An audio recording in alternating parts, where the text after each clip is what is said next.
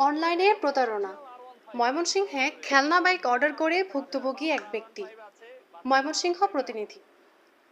অনলাইনে কেনাকাটার আগে সতর্ক থাকার পরামর্শ দিয়েছেন সংশ্লিষ্টরা। সম্প্রতি ময়মনসিংহের শাহিনুর সুজন নামে এক ব্যক্তি Indian express baby bike shop page থেকে অনলাইনে প্রতারণার শিকার হয়েছেন। তিনি জানান, ফেসবুক ভিত্তিক এক অনলাইন পেজ থেকে বাচ্চাদের খেলনা বাইক অর্ডার করেন এবং প্রিপেইড হিসেবে টাকা পরিশোধ করেন।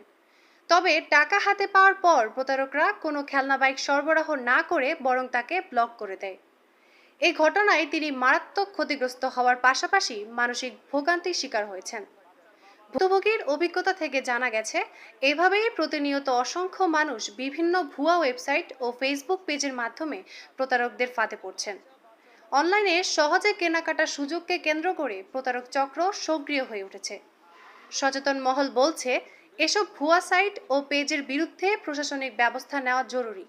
পাশাপাশি ক্রেতাদেরও কেনাকাটার আগে যথাযথ সতর্কতা অবলম্বন করা উচিত।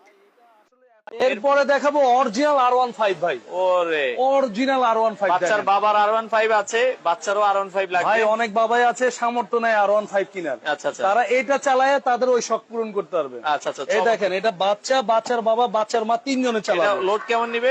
এটা 180 কেজি লোড নিবে ভাই। 180 100% 180 কেজি লোড নিবে। দেখেন, বাচ্চার বাবা পিছনে বসবে, বাচ্চার মাকে মাঝখানে বসে, বাচ্চার সামনে বসবে, তিনজনে অস্থির চালাবে একটা বাইক। দর্শক দেখেন, জাস্ট আপনার লুকিংটা দেখেন ভাই। এটা আসলে এত সুন্দর, নিজে মনে হয় এটা চালাইতে মন চাইতেছে। দেখেন চমৎকার অনেক চমৎকার অনেক সুন্দর, অস্থির একটা